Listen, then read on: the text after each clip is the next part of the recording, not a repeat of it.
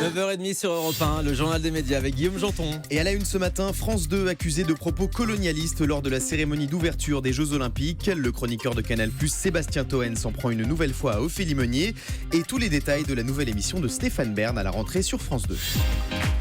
Et on commence avec le CSA, saisi par les associations noires de France pour des commentaires pendant la cérémonie d'ouverture des Jeux Olympiques sur France 2, des commentaires jugés colonialistes. Oui, suite à la retransmission en direct de la cérémonie d'ouverture des JO sur France 2, le Conseil représentatif des associations noires de France a annoncé avoir saisi le CSA. Selon Libération, le CRAN pointe du doigt des erreurs, des inepties et des propos colonialistes qu'auraient tenus les présentateurs de la chaîne publique, notamment avec cette phrase « C'est vrai qu'on a parfois du mal, nous les Européens, à faire la différence entre l'Amérique du Nord et l'Amérique du Sud, mais entre les deux, il y a l'Amérique centrale. » Durant la soirée, les commentateurs ont également évoqué les populations Incas du Brésil, mais le CRAN rappelle que les Incas n'ont jamais vécu au Brésil, mais dans la cordillère des Andes. Le Conseil représentatif des associations noires de France a demandé aux présentateurs de France 2, je cite, de ne pas insulter les téléspectateurs en supposant a priori que ceux-ci seraient aussi ignares que cela. Il y a eu des propos sur l'esclavage aussi qui ont fait polémique. Le chroniqueur de Canal+, Sébastien Toen, s'en prend une nouvelle fois à Ophélie Meunier. En juin dernier, sur le plateau du Mad Mag d'Énergie 12, le leader d'Action Discrète avait taclé Ophélie Meunier juste après l'annonce de son arrivée sur M6 avec ces mots « M6 est une chaîne qui lui va très bien, c'est très moyen ». Dans un entretien accordé à Voici, Sébastien Toen est revenu sur ses déclarations et il en a remis une couche.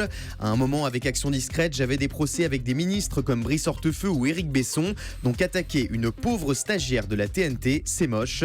Des propos étonnants quand on sait qu'Ophélie Meunier n'est pas sur la TNT. En revanche, Sébastien Toen est lui-même animateur d'une émission sur D17. Oui, puis Ophélie Meunier, il y a des gens qui la voient sur M6, alors que l'émission de Sébastien Toen sur D17, il n'y a pas grand monde qui l'en voit puisque ça ne marche pas du tout. Stéphane Bern en dit plus sur Visite Privée, sa nouvelle émission à la rentrée sur France 2. France 2 bouleverse ses après-midi à la rentrée prochaine avec Frédéric Lopez, Amanda Scott, Thomas Touroud et Stéphane Bern qui proposera chaque jour entre 15h et 16h Visite Privée. Dans un entretien accordé à Télé 7 jours, l'animateur féru d'histoire en dit plus sur cette émission. On y découvrira le patrimoine français tout en évoquant un thème autour duquel s'articuleront 4 sujets défendus par des chroniqueurs. Et en parlant de chroniqueurs, on connaît le nom de ceux qui entoureront Sophie Davant dans sa nouvelle émission. À la rentrée, Sophie Davant présentera chaque samedi à 18h un nouveau rendez-vous sociétal produit par William Lémergie. Téléstar a révélé le nom de 3 chroniqueurs qui entoureront Sophie Davant dans cette émission. Il y aura le spécialiste musical de Télématin Alex Jaffray, la chroniqueuse web Laura Tenucci, mais aussi Daniel Moreau, connu des téléspectateurs de France 2 pour ses chroniques dans C'est au programme. Et puis on en sait plus sur la nouvelle émission de Wendy Bouchard et de Dave à la rentrée sur France 3. Le dimanche 4 septembre prochain à 13h35, France 3 diffusera la première de Même le dimanche, une émission culturelle présentée par Dave et Wendy Bouchard. Les 2 animateurs seront entourés de plusieurs spécialistes, mais aussi d'humoristes comme Christine Bérou et Tanguy Pastureau. Toute la bande accueillera des artistes de tous horizons, dont certains se produiront en live sur le plateau. C'est à vous annonce la date de sa rentrée. Au mois de septembre prochain, la concurrence s'annonce plus accrue que jamais du côté des talk-shows en access avec Touche pas à mon poste, Le Grand Journal, C'est à vous, mais aussi Quotidien, la nouvelle émission de Yann Barthès sur TMC. Et pour prendre une longueur d'avance sur la concurrence, certains n'hésitent pas à faire leur rentrée avant les autres. C'est le cas de C'est à vous, de retour le lundi 29 août sur France 5. L'émission sera toujours présentée par Anne-Sophie Lapix. M6 dévoile les premières images de La Rue des Allocs, une émission qui fait déjà beaucoup parler avant même sa diffusion. Il y a quelques jours, on vous parlait de cette adaptation du format anglais Benefit Street qui raconte le quotidien d'hommes et de femmes vivant sous le seuil de pauvreté avec 1 000 € par mois en moyenne. En Angleterre, le programme a créé la polémique, accusé de stigmatiser les pauvres. Rue des Allocs sera diffusée le 17 août prochain sur M6 et voici la bande-annonce. C'est combien la bière 1,55 €. Ouais. Comment vivre décemment quand chaque centime compte? Il me reste quand même 4 œufs et 2 croque-monsieur. Je peux tenir jusqu'au 6. Tac. Comment payer son loyer quand on est à découvert dès le 10 du mois? Tu vis sur le compte de qui? Tu veux jouer l'État devant tout le monde? Tu vis sur le cas, tu travailles même pas? C'est-à-dire que vous êtes expulsable, malheureusement. Comment s'en sortir grâce aux petites combines et au système D? On se démerde, on fait un peu de ferraille, on fait un peu de blague à droite à gauche. Voici quelques mois de la vie à Saint-Leu, l'un des quartiers les plus pauvres de France. Et à quelques jours de la diffusion de La Rue des Allocs, certains protagonistes du programme ont exprimé leurs doutes quant à la qualité de l'émission, notamment une jeune femme dans le Courrier Picard qui se dit choquée par le titre choisi pour ce programme. Elle espère qu'M6 ne diffusera pas un montage faisant passer les témoins pour des cas sociaux. À suivre, on aura l'occasion d'en reparler la semaine prochaine dans le grand direct des médias. De nouveaux projets pour Julien Courbet sur D8. Alors qu'il animera ce soir la première de Still Standing qui passera à la trappe, Julien Courbet révèle ce matin dans Le Parisien avoir d'autres projets avec la chaîne, rebaptisée C8 à la rentrée. En plus de son poste de chroniqueur dans Touche pas à mon poste, Julien Courbet présentera un prime time par mois.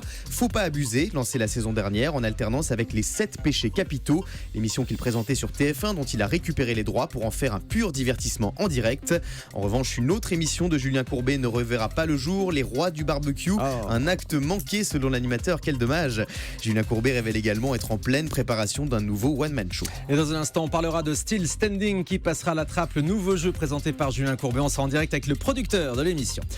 Le projet des youtubeurs Norman et Cyprien pour TF1 se précise. Avant l'été, on vous a annoncé que les deux stars du web, Norman et Cyprien, allaient proposer un nouveau programme court sur TF1 la saison prochaine.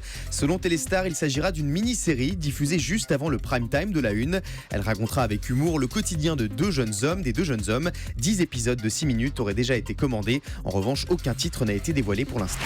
Et puis un autre programme court, bloqué sur Canal+, qu'on voyait dans le Petit Journal, ne reviendra pas à la rentrée. Le rappeur et comédien Orelsan l'a annoncé ce week-end sur son compte Twitter. La pastille du Petit Journal bloqué ne sera pas de retour la saison prochaine. À la rentrée, le Petit Journal sera présenté par Cyril Eldin. On termine avec le chiffre du jour. 50 000, c'est le nombre d'exemplaires vendus du premier album de Slimane, le vainqueur de la dernière saison de The Voice. À bout de rêve est donc certifié disque d'or, notamment grâce au single Paname. Paname, on arrive. Moi, ma gueule et mon sac à dos. Paname, on arrive. Moi, mes rêves et mes chansons. Paname, on arrive. Paname, on arrive. Paname, on arrive.